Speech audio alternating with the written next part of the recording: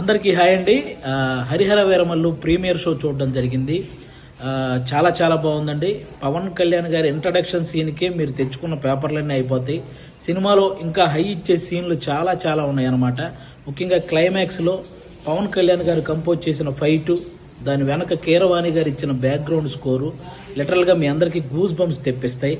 ఆ హైతోనే మీరు అందరూ థియేటర్ నుంచి బయటకు వస్తారు. ప్రతి ఒక్కరూ కూడా ఫ్యామిలీతో వెళ్ళి వీరమల్లు చేసిన పోరాటాన్ని థియేటర్ ఎక్స్పీరియన్స్ చేయాలని మనస్ఫూర్తిగా కోరుకుంటున్నాను.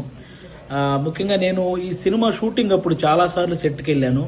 పవన్ కళ్యాణ్ గారు అభిమానులకు నచ్చే సినిమా తీయాలని ప్రతి సీన్ మీద కూడా చాలా కేర్ తీసుకొని చేశారు. అది ఈరోజు స్క్రీన్ మీద కనిపించింది.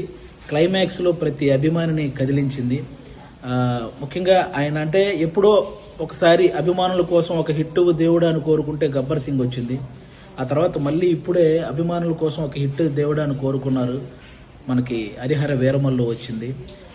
మీరు ఆఫ్ స్క్రీన్లో ధర్మం కోసం పోరాడిన పవన్ కళ్యాణ్ గారిని చూశారు. ఆన్ స్క్రీన్లో ధర్మం కోసం పోరాడుతున్న హరిహర వీరమల్లును కూడా చూసి ఎంజాయ్ చేయాలని మనస్ఫూర్తిగా కోరుకుంటున్నాను.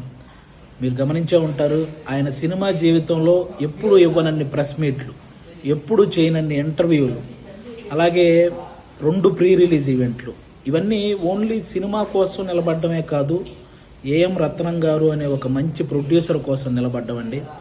నిజంగా ఆయన భారతదేశం గర్వించదగ్గ సినిమాలు